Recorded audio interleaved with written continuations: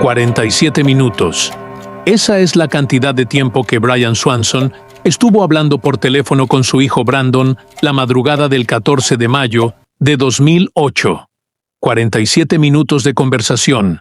De un padre tratando de encontrar a su hijo perdido en los caminos rurales de Minnesota. De un joven de 19 años caminando en la oscuridad, describiendo lo que veía a su alrededor. Cercas, campos, luces a la distancia. Y entonces, sin previo aviso, Brandon interrumpió la conversación. 2 palabras. Oh, shit. Y luego, silencio. La llamada no se cortó. Brandon simplemente dejó de hablar. Sus padres permanecieron en la línea, llamando su nombre, esperando una respuesta que nunca llegó. Finalmente, colgaron e intentaron llamarlo de vuelta. Buzón de voz. Una y otra vez. Buzón de voz. Brandon Swanson nunca contestó el teléfono. Nunca volvió a casa. Nunca fue visto de nuevo. Hasta el día de hoy, más de 16 años después, nadie sabe qué le pasó. No se ha encontrado su cuerpo. No se ha encontrado su ropa. No se ha encontrado absolutamente ninguna evidencia física de lo que ocurrió después de esas 2 últimas palabras. Es como si la tierra se lo hubiera tragado, o como si algo o alguien lo hubiera hecho desaparecer. Esta es la historia de Brandon Swanson, un joven que estaba a punto de graduarse de la universidad. Un hijo que simplemente quería volver a casa después de una noche de celebración. Un misterio que ha desconcertado a investigadores, voluntarios y expertos durante casi 2 décadas. Una historia que cambió las leyes de Minnesota. Una familia que nunca apagó la luz del porche. Y una pregunta que permanece sin respuesta. ¿Qué diablos pasó en esos campos oscuros de Minnesota? ¿Qué vio Brandon Swanson que lo hizo gritar "Oh, shit!" antes de desaparecer para siempre? Para entender lo que le pasó a Brandon Swanson, primero hay que entender el lugar donde desapareció. El suroeste de Minnesota es un mundo aparte, un paisaje de praderas interminables que se extienden hasta donde alcanza la vista. Campos de maíz y soja que en verano forman un mar verde ondulante y en invierno se convierten en llanuras heladas, barridas por vientos implacables. Es una tierra de pequeños pueblos, comunidades agrícolas donde todos se conocen, donde las puertas se dejan sin llave, donde la vida transcurre al ritmo de las estaciones y las cosechas. Marshall, la ciudad donde vivía la familia Swanson, tiene una población de aproximadamente 13,000 habitantes. Es la ciudad más grande en un radio de muchos kilómetros, hogar de la Universidad Estatal del Suroeste de Minnesota y de una comunidad unida que se enorgullece de su tranquilidad. Pero alejándote de Marshall, el paisaje cambia rápidamente. Los pueblos se hacen más pequeños. Lynn, con apenas 445 habitantes. Taunton, aún más pequeño. Porter. Nombres que la mayoría de estadounidenses nunca ha escuchado. Y entre estos pueblos, kilómetros y kilómetros de caminos rurales. Caminos de grava que serpentean entre los campos. Caminos sin iluminación, sin señalización, sin nada más que la oscuridad y el viento. En la noche, estos caminos son un laberinto, sin puntos de referencia visibles, sin luces de ciudad que guíen el camino. Solo la oscuridad de la pradera y, ocasionalmente, las luces distantes de alguna granja. Es fácil perderse aquí. Increíblemente fácil. Pero también es un lugar donde, si algo te pasa, deberías ser encontrado. El terreno es plano. No hay montañas donde esconderse. No hay bosques densos donde desaparecer. Solo campos abiertos, algunos arroyos y el ocasional grupo de árboles. Si alguien muere en estas praderas, su cuerpo debería ser encontrado. Tarde o temprano, un granjero arando su campo, un cazador buscando faisanes, un niño explorando.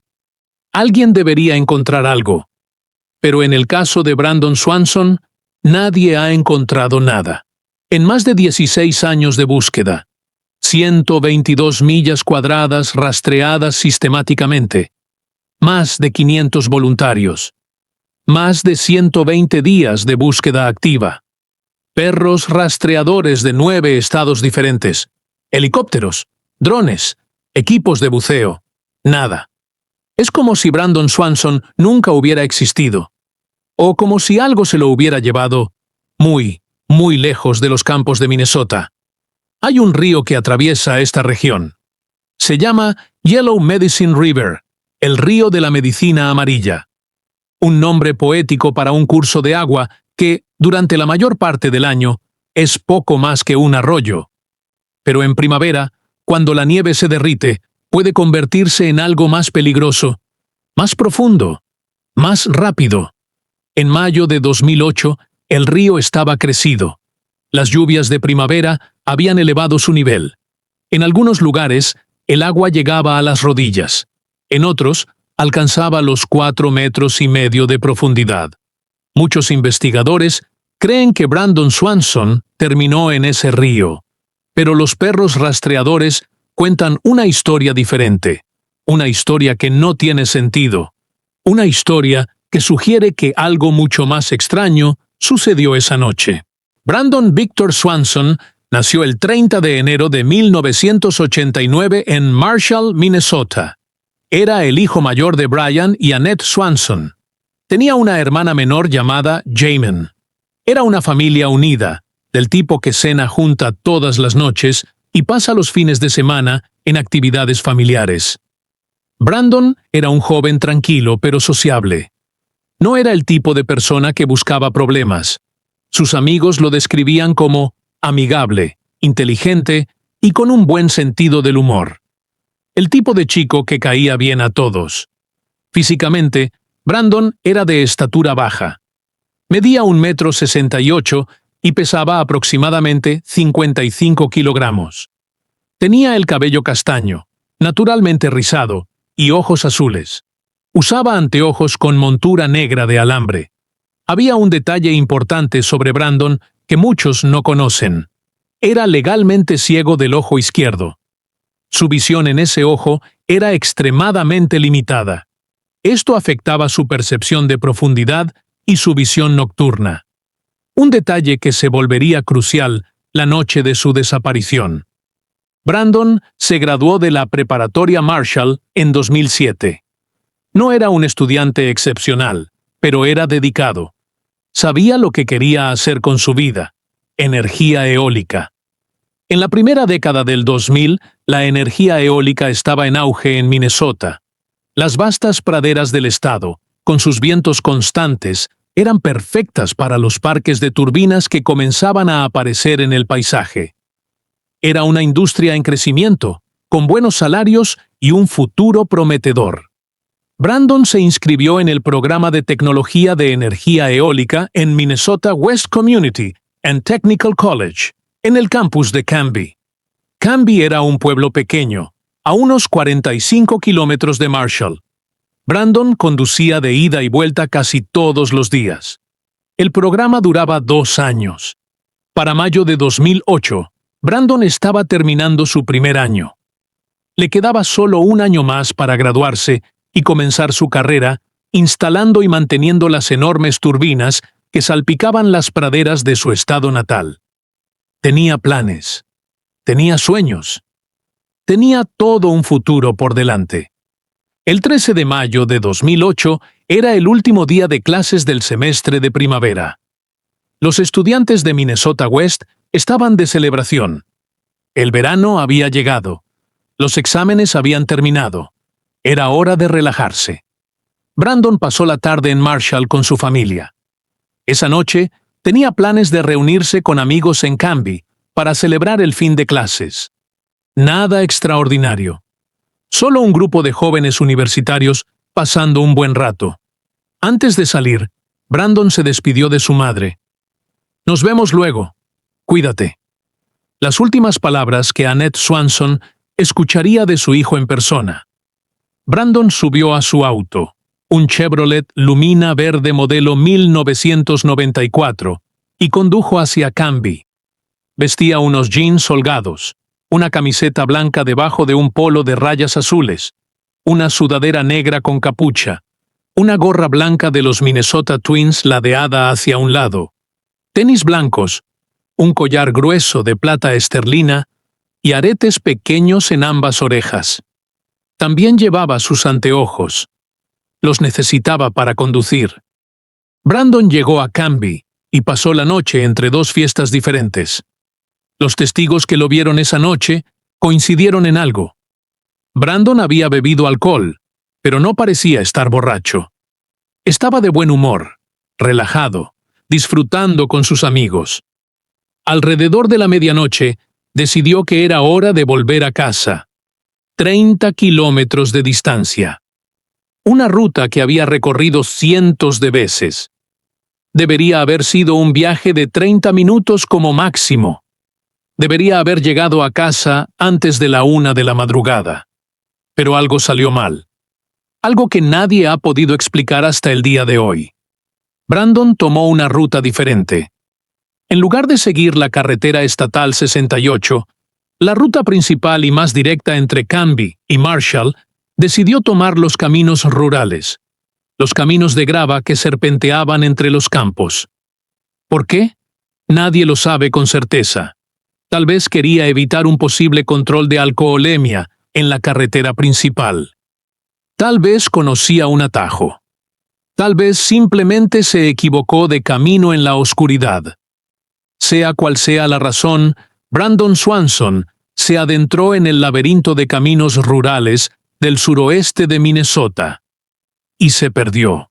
A la 1:54 de la madrugada del 14 de mayo de 2008, el teléfono sonó en la casa de los Swanson.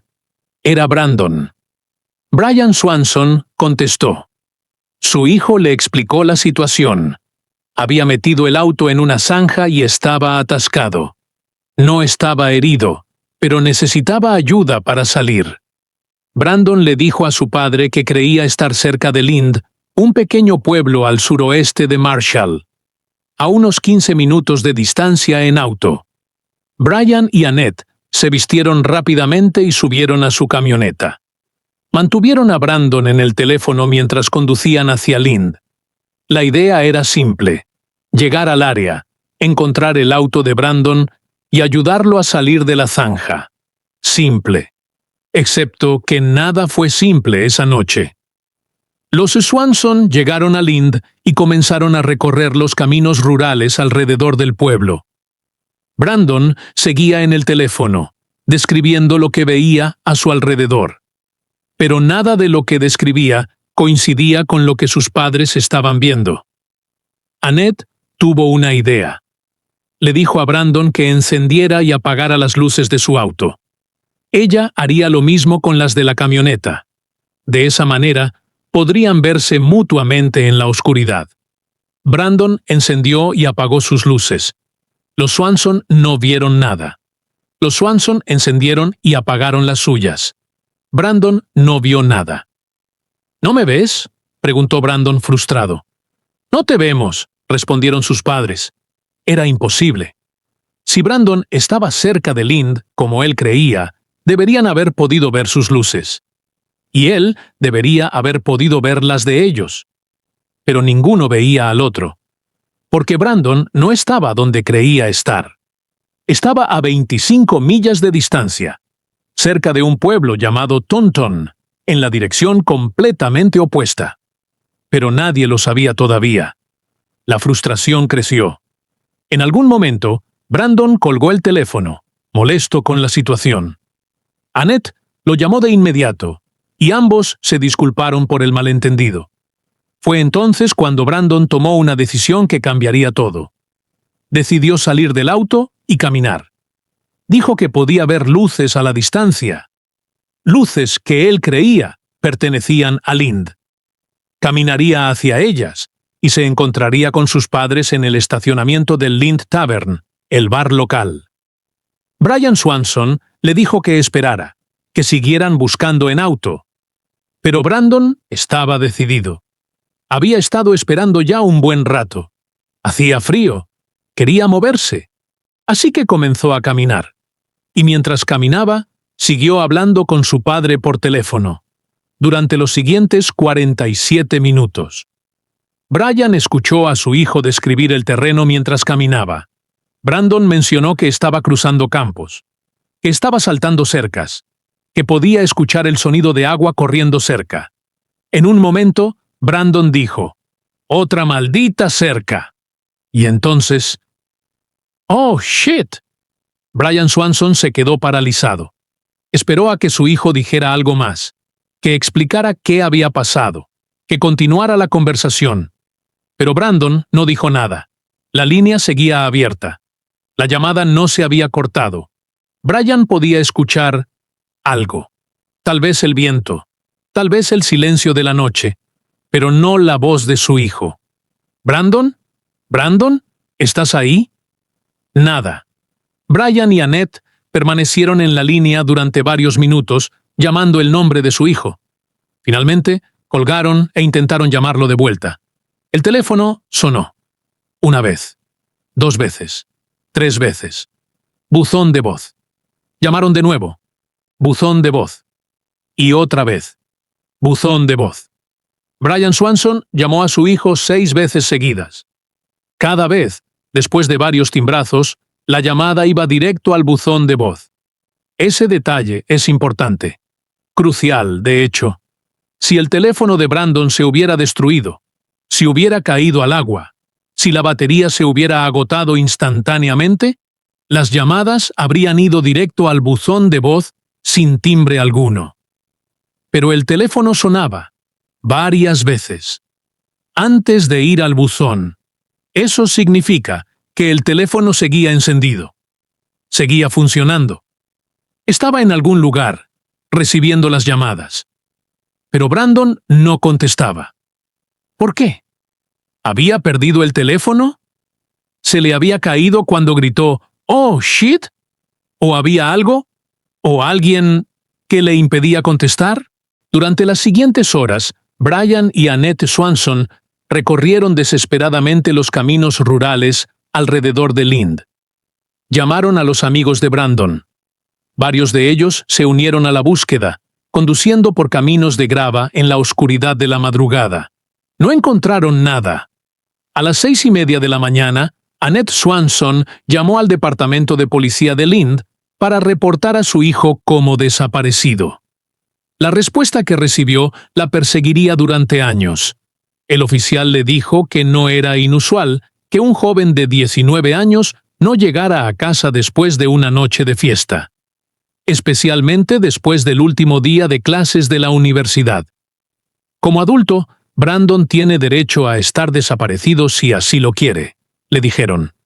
Annette intentó explicar.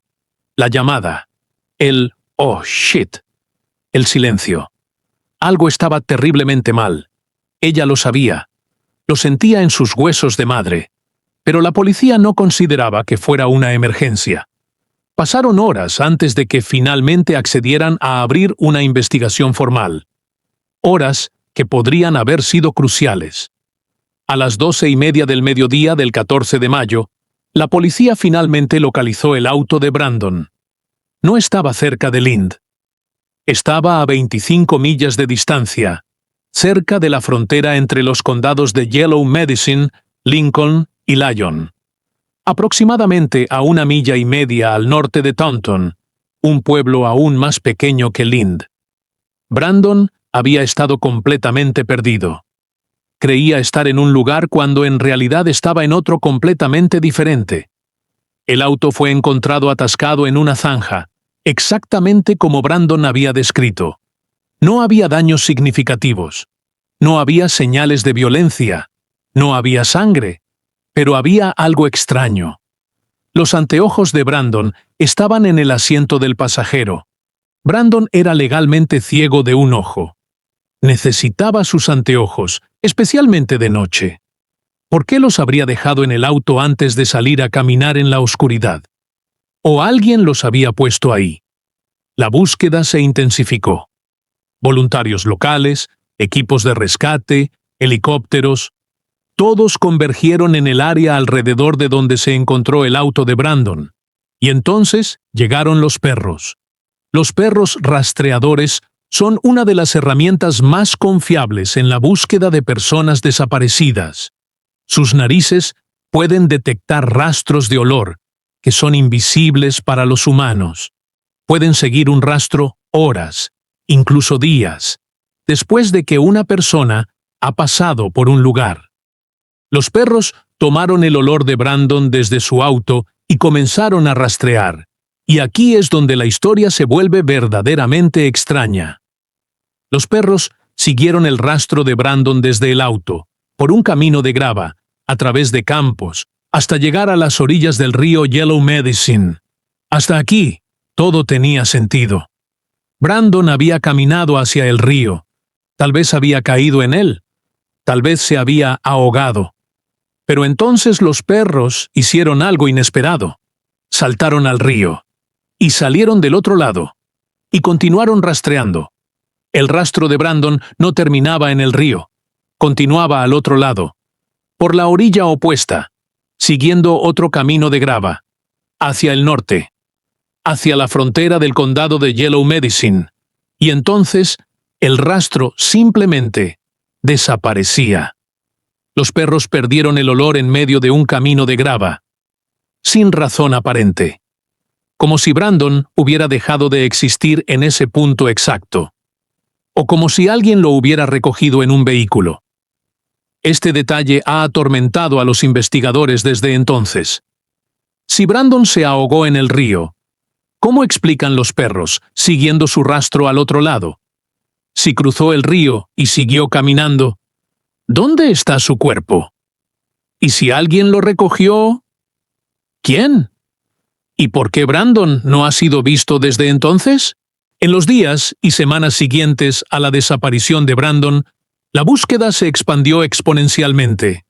La organización Emergency Support Services, un grupo de búsqueda y rescate con sede en Minneapolis, identificó un área de interés de 140 millas cuadradas, una extensión enorme de terreno agrícola, atravesada por caminos de grava, arroyos y el río Yellow Medicine.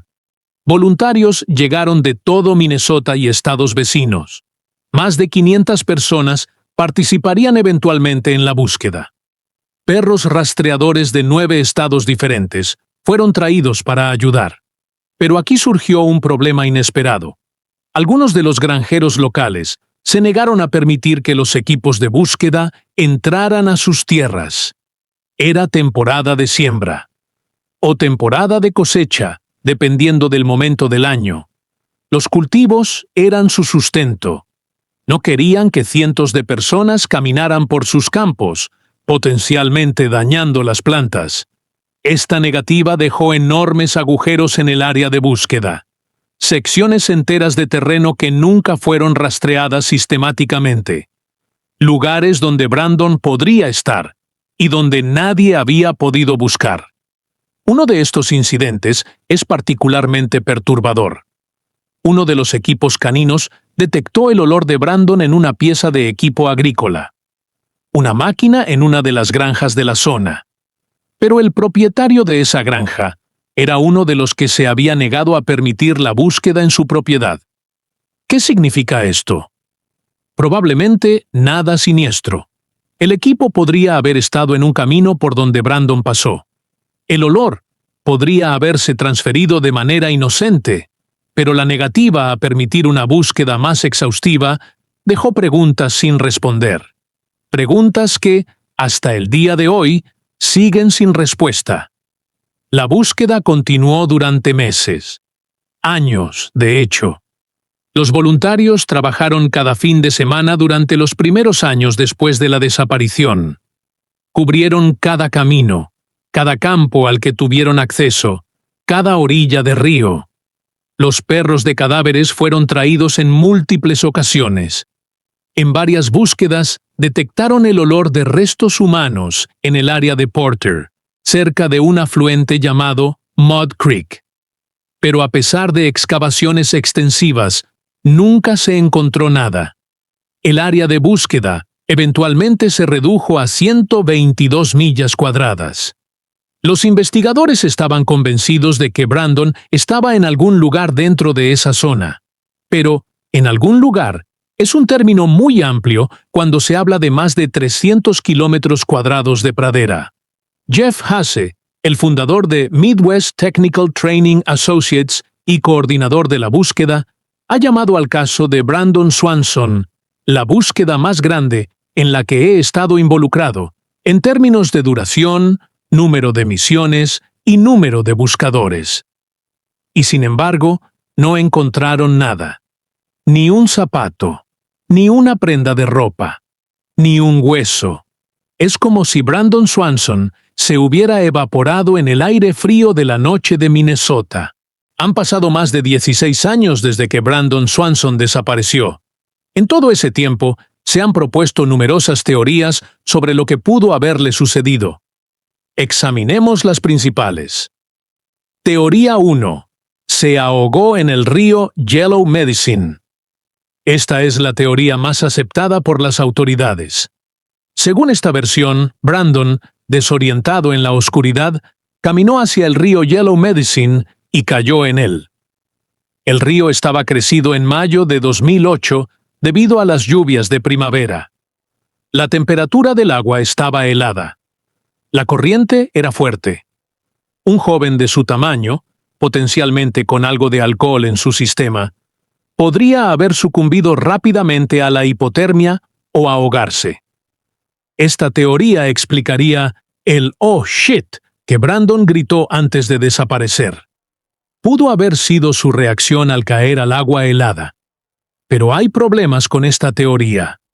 Primero, los perros rastreadores siguieron el olor de Brandon hasta el río. Y luego, al otro lado. Si Brandon se había ahogado, su rastro debería haber terminado en el agua, no continuar en la orilla opuesta. Segundo, el río fue dragado extensivamente. Equipos de buceo buscaron durante semanas. No encontraron nada. Tercero, si Brandon hubiera caído al río y su cuerpo hubiera sido arrastrado por la corriente, eventualmente debería haber aparecido río abajo. Los cuerpos en el agua tienden a salir a la superficie después de unos días. No se encontró nada. El sheriff del condado de Lincoln, Jack Bisecki, lo expresó claramente. Si Brandon hubiera caído al río, deberíamos haberlo encontrado, ya sea en el río o río abajo. Teoría 2. Cayó en una cisterna o pozo abandonado. Esta teoría ha ganado tracción en los últimos años. La zona rural del suroeste de Minnesota está salpicada de granjas antiguas, muchas de ellas abandonadas. Estas granjas a menudo tienen estructuras subterráneas, cisternas para almacenar agua, pozos, sótanos de raíces. Algunas de estas estructuras están deterioradas, cubiertas por vegetación, prácticamente invisibles en la oscuridad. Los defensores de esta teoría señalan las últimas palabras de Brandon antes de desaparecer. Según algunos reportes, justo antes de decir "oh shit", Brandon había dicho "otra maldita cerca".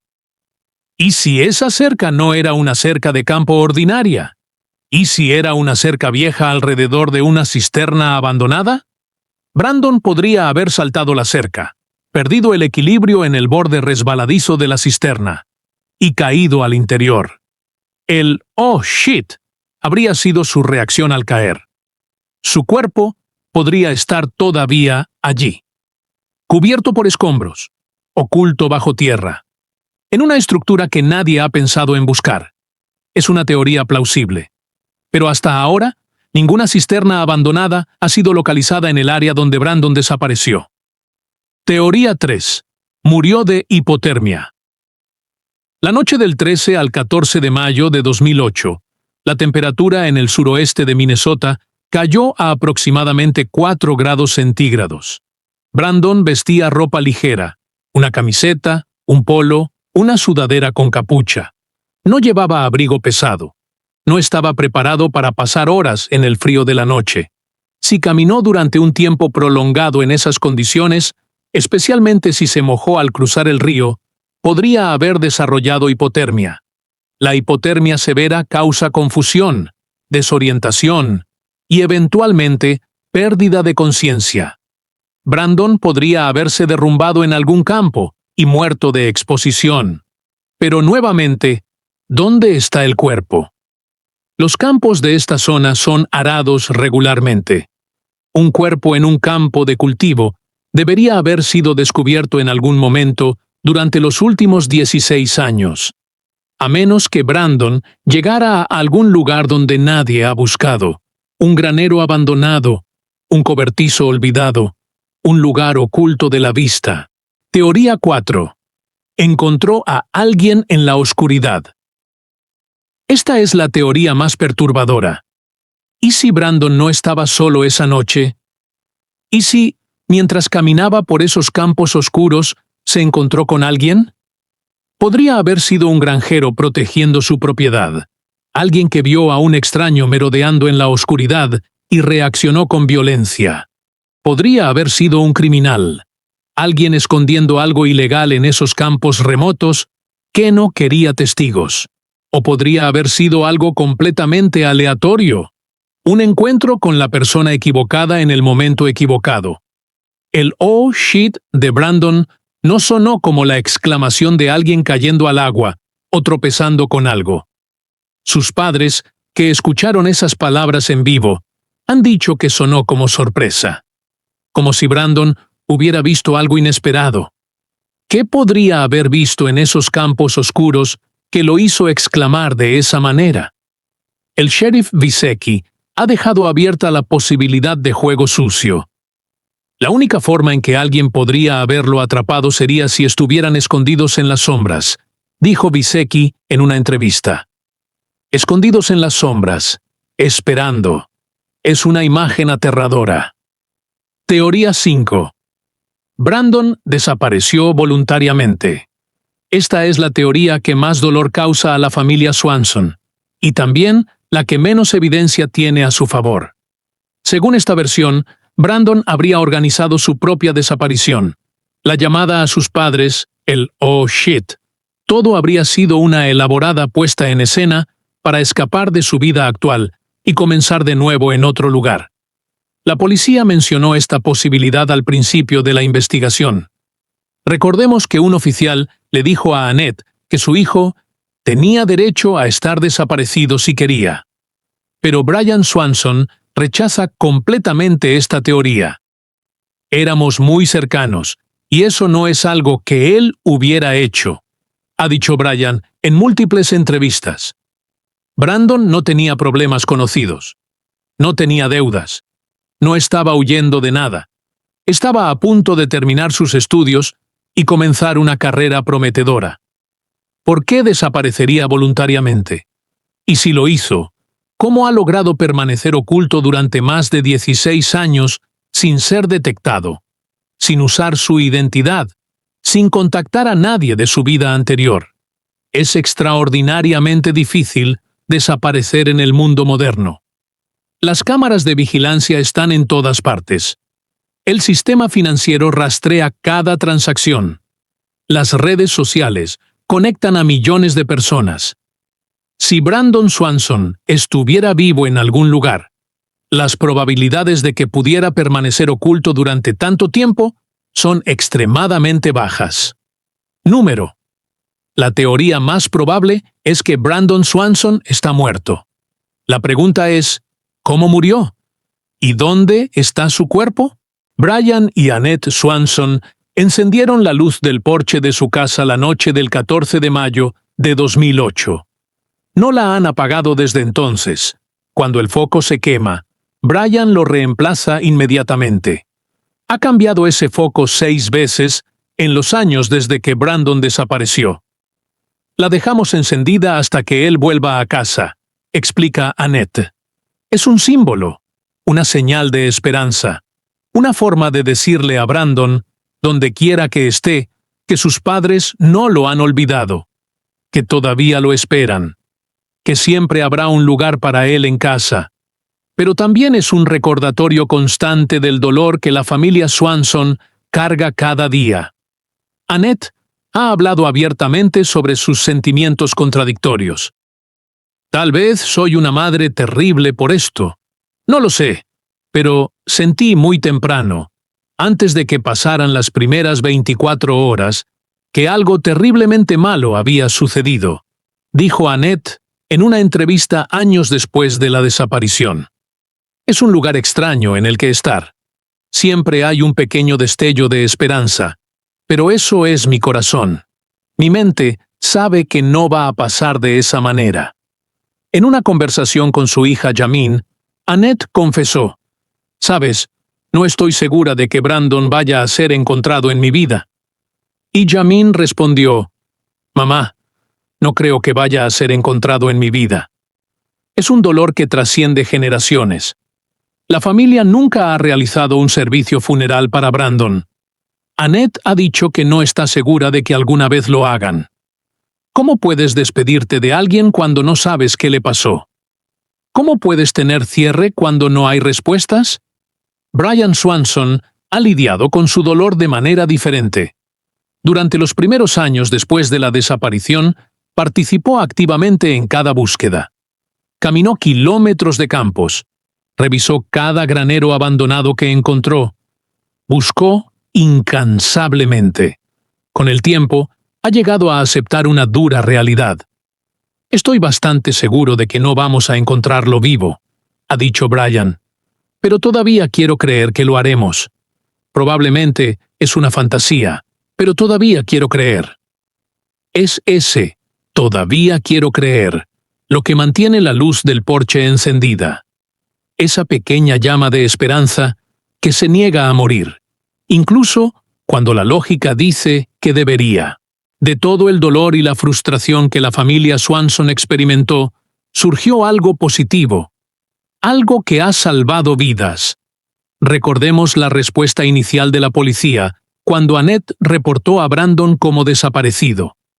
Como adulto, tiene derecho a estar desaparecido si así lo quiere.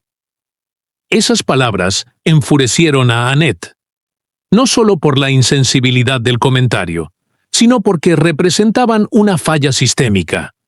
Una falla que potencialmente había costado horas preciosas en la búsqueda de su hijo. Cuando un niño desaparece, la policía actúa de inmediato. Se activan alertas Amber. Se movilizan recursos. Cada segundo cuenta. Pero cuando un adulto desaparece, especialmente un adulto joven, la respuesta es diferente. La policía asume que la persona se fue voluntariamente, que aparecerá cuando quiera, que no hay emergencia real. Esta diferencia puede ser mortal. Annette Swanson decidió cambiar eso. Se reunió con Marty Seifert, el líder de la minoría en la Cámara de Representantes de Minnesota en ese momento. Seifert representaba el distrito que incluía Marshall. Era un político local, alguien que conocía a la comunidad. Annette le explicó lo que había experimentado: las horas perdidas, la frustración de saber que algo estaba mal y no ser escuchada, el tiempo precioso que se había desperdiciado, porque la policía asumió que un joven de 19 años simplemente estaba de fiesta. Seifert escuchó y actuó. Introdujo un proyecto de ley que cambiaría la forma en que Minnesota manejaba los casos de personas desaparecidas. Se llamaría Ley de Brandon. La Ley de Brandon, oficialmente conocida como Brandon's Law, fue aprobada por la legislatura de Minnesota y entró en vigor el 1 de julio de 2009, poco más de un año después de la desaparición de Brandon. La ley requiere que las autoridades comiencen una investigación preliminar inmediatamente cuando se recibe un reporte de persona desaparecida, independientemente de la edad de la persona. No más tiene derecho a estar desaparecido. No más esperar 24 o 48 horas. Acción inmediata. La ley específicamente amplía las protecciones para adultos de hasta 21 años. Y para adultos mayores que desaparecen bajo circunstancias sospechosas. Desde su implementación, la ley de Brandon ha acelerado la respuesta a innumerables casos de personas desaparecidas en Minnesota. Ha salvado vidas al asegurar que los equipos de búsqueda se movilicen más rápido, cuando las probabilidades de encontrar a alguien con vida son más altas. Es un legado que Brandon Swanson nunca supo que dejaría.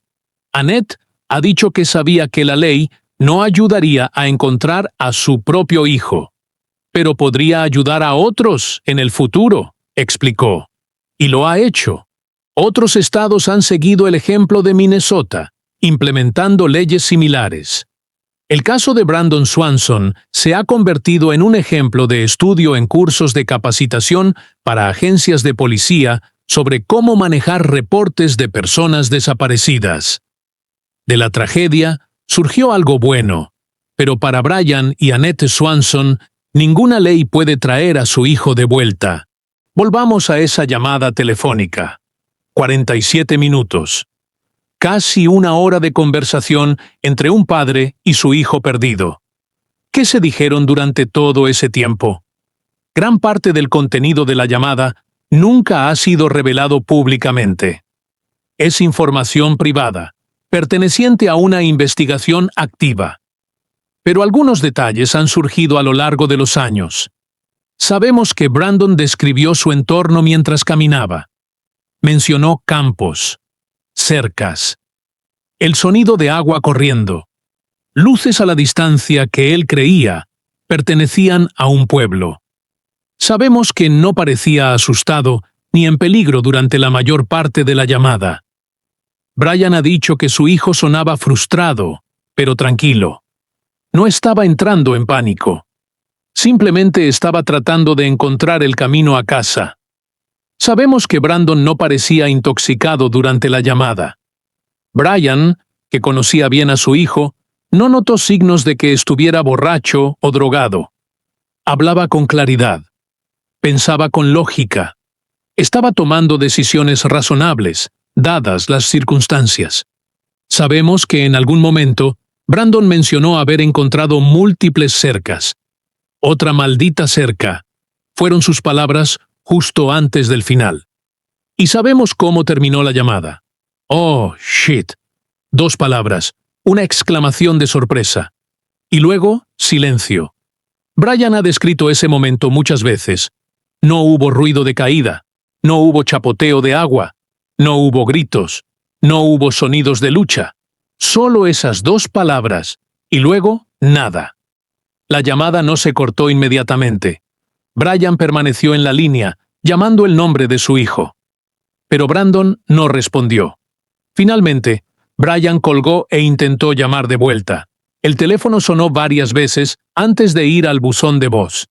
Este detalle ha sido analizado exhaustivamente por investigadores aficionados y profesionales. Si Brandon hubiera caído al agua, su teléfono probablemente se habría dañado de inmediato.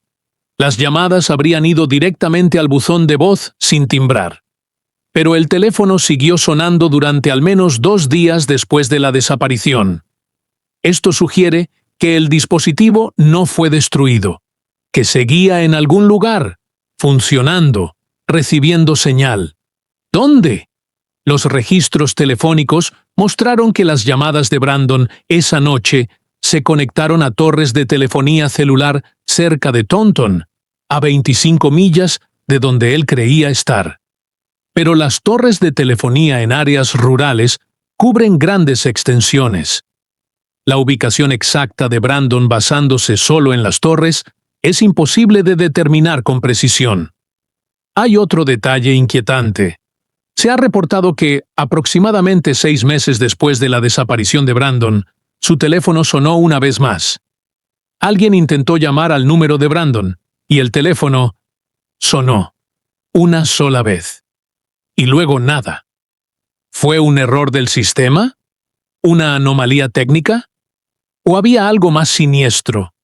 Nunca se determinó la causa de ese timbrazo fantasma.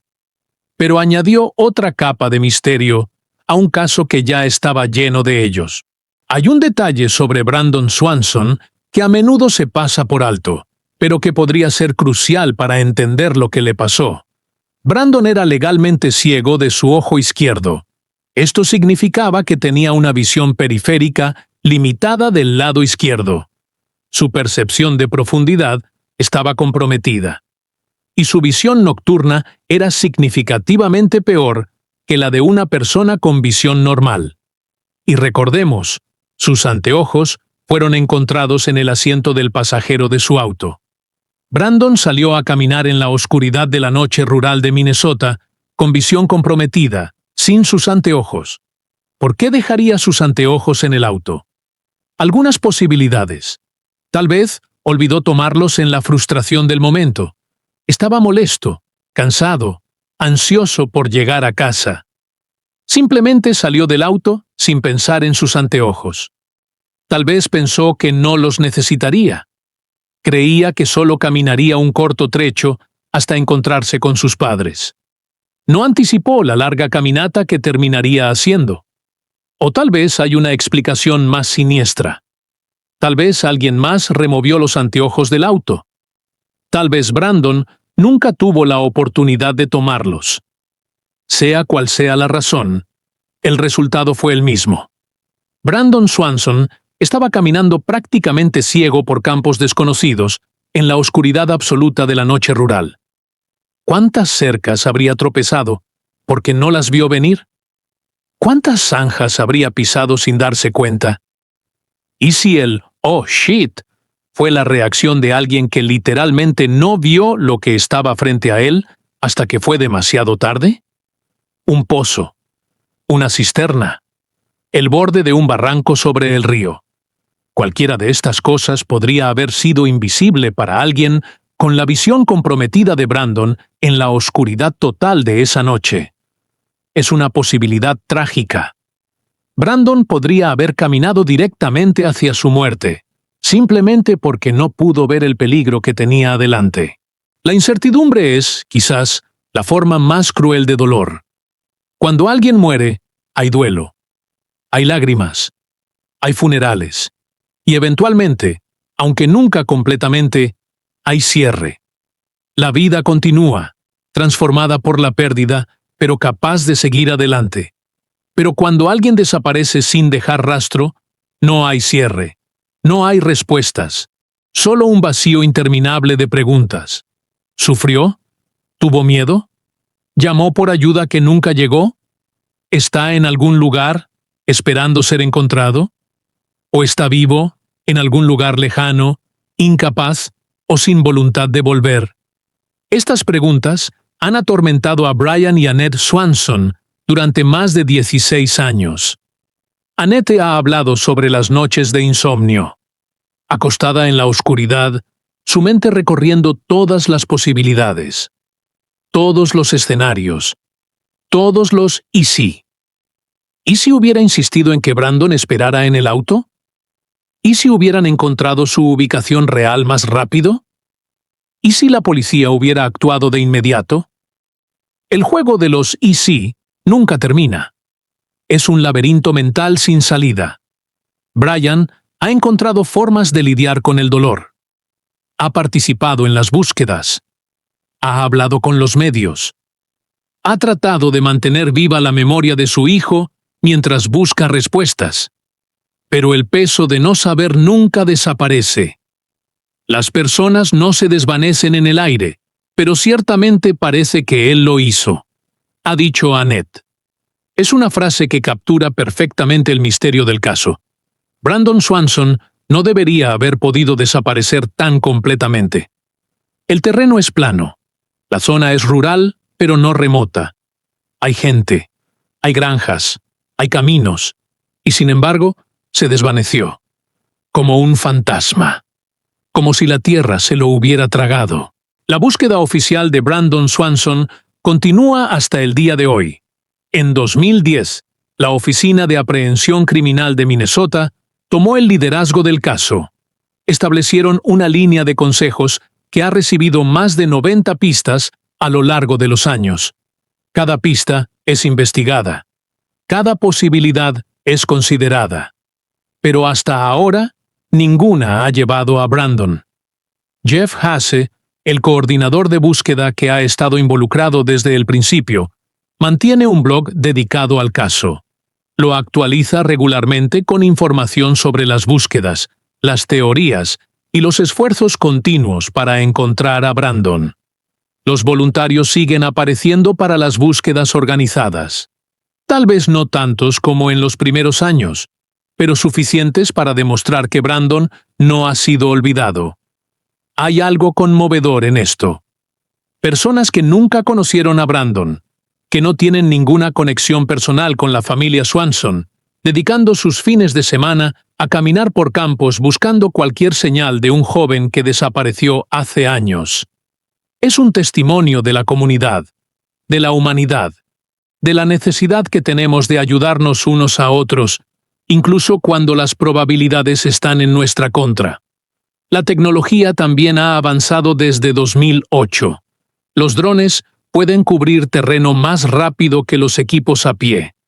Las cámaras térmicas pueden detectar anomalías bajo la superficie. El radar de penetración terrestre puede encontrar objetos enterrados. Estas herramientas han sido utilizadas en búsquedas recientes, aunque hasta ahora sin éxito.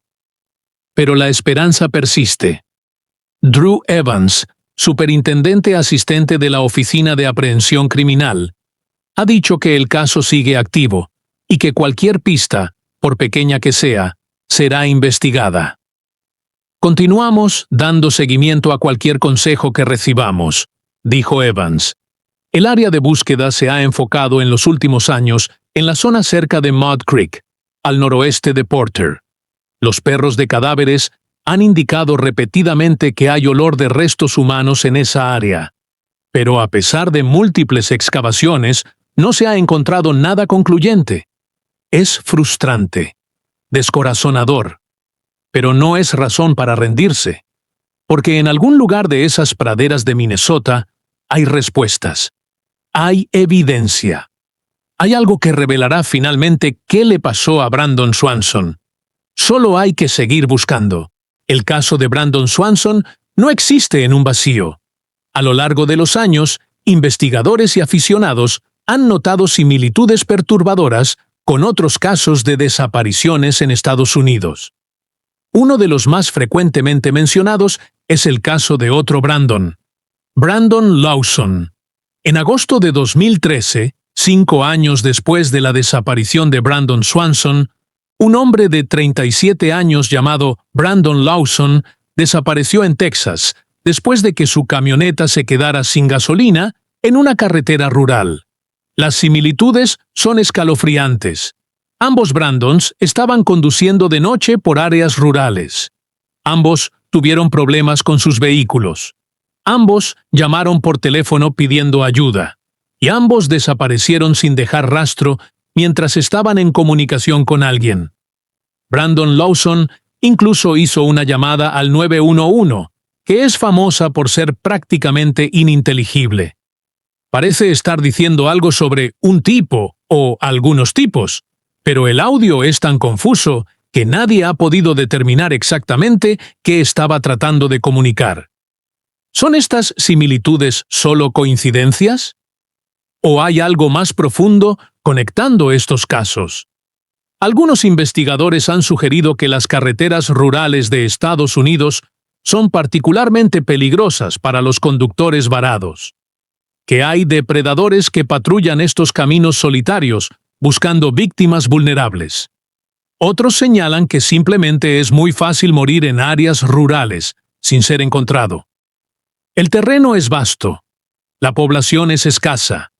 Un cuerpo puede permanecer oculto durante años, décadas, incluso para siempre. El investigador David Paulides, conocido por su serie de libros Missing 411, ha documentado cientos de casos de personas que desaparecen en circunstancias misteriosas en áreas silvestres de Estados Unidos. Según Paulides, hay patrones recurrentes en estos casos que desafían explicación convencional. Las personas desaparecen cerca de cuerpos de agua. Los perros rastreadores pierden el rastro inexplicablemente. No se encuentra evidencia física. Y cuando los cuerpos son eventualmente encontrados, a menudo están en lugares que ya habían sido buscados. El caso de Brandon Swanson encaja en varios de estos patrones.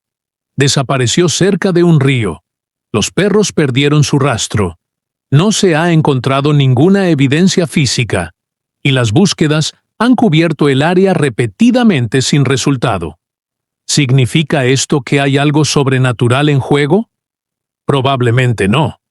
Pero sí significa que hay algo que no entendemos completamente sobre cómo las personas desaparecen en estos entornos. Algo que va más allá de las explicaciones simples.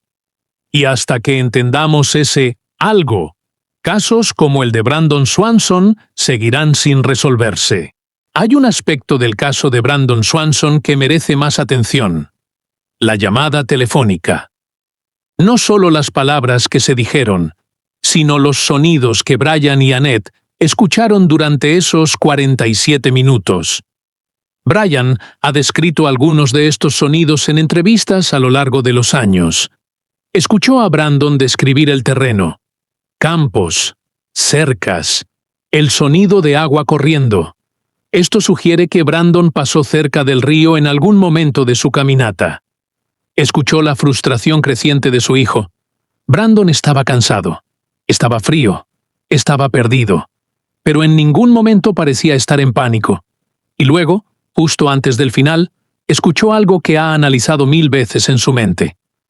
Otra maldita cerca. Una pausa. Oh, shit. Y silencio. ¿Qué sonidos acompañaron ese oh, shit? Según Brian, no hubo sonido de caída. No hubo chapoteo de agua. No hubo grito prolongado. Solo la exclamación, y luego nada. Esto descarta algunas teorías y apoya otras. Si Brandon hubiera caído al río, probablemente habría habido sonido de agua. Chapoteo. Algo. Si Brandon hubiera tropezado y caído por un barranco, probablemente habría habido un grito más prolongado. Sonidos de impacto. Pero el silencio instantáneo sugiere algo diferente. Sugiere que lo que Brandon vio lo sorprendió tanto que simplemente dejó de hablar. ¿Qué podría haber sido? Una persona emergiendo de la oscuridad. Un animal. El borde de un pozo que no vio hasta que fue demasiado tarde. O algo completamente inesperado. Algo que ni siquiera podemos imaginar. La mente de un padre torturado ha recorrido todas estas posibilidades miles de veces, y ninguna de ellas proporciona respuestas satisfactorias. Solo más preguntas. Solo más dolor.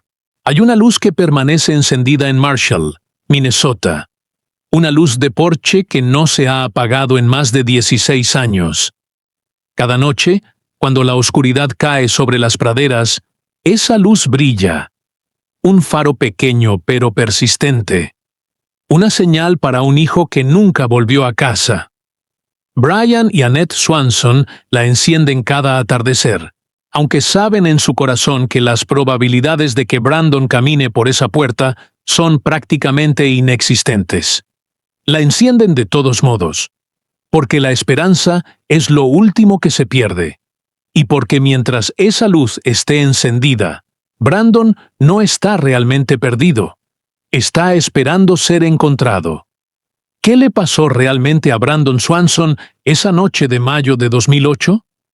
¿Cayó en el río Yellow Medicine y fue arrastrado a algún lugar donde nunca fue encontrado? ¿Tropezó con una cisterna abandonada y yace todavía en algún pozo olvidado bajo los campos de Minnesota? ¿Sucumbió a la hipotermia en algún lugar remoto donde nadie ha pensado en buscar? ¿O encontró a alguien en la oscuridad? ¿Alguien que no quería ser visto?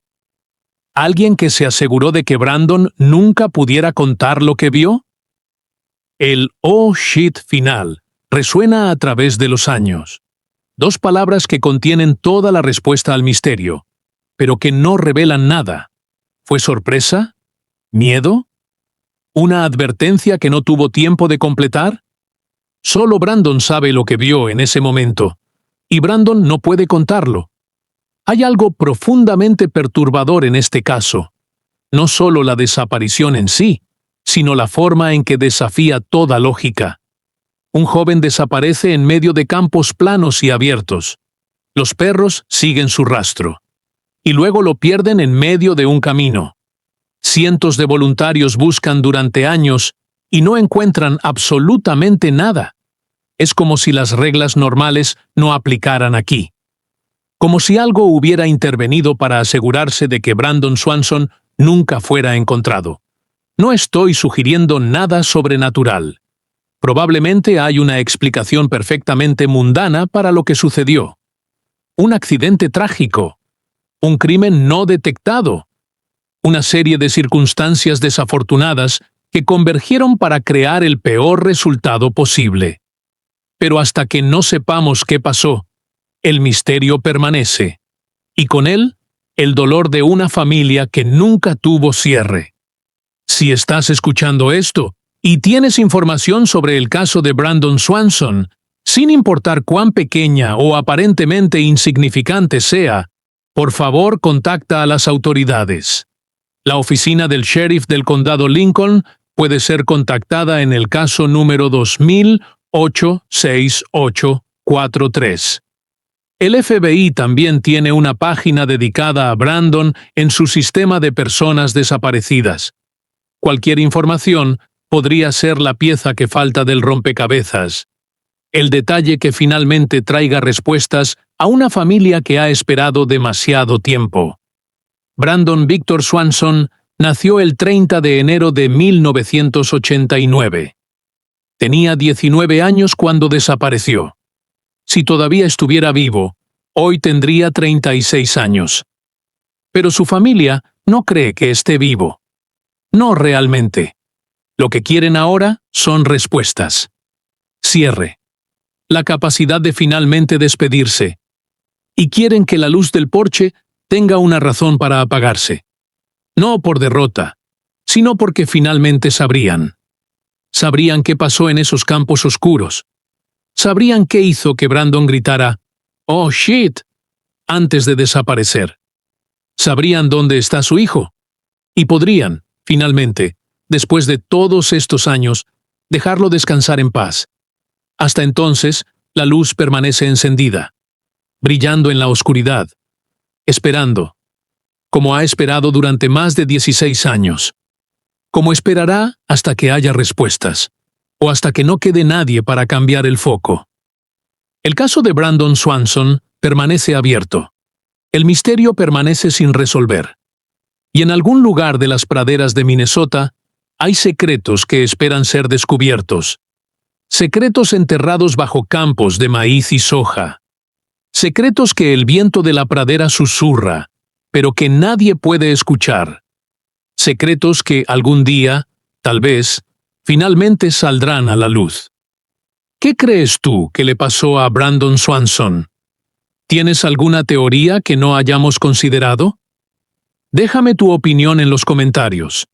Y la próxima vez que conduzcas por un camino rural en la oscuridad, piensa en Brandon.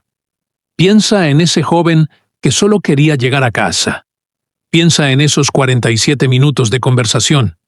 Y piensa en esas dos últimas palabras. Oh, shit. ¿Qué vio Brandon en ese momento? ¿Qué había en la oscuridad de los campos de Minnesota? Tal vez nunca lo sabremos. O tal vez, solo tal vez, tú tienes la respuesta.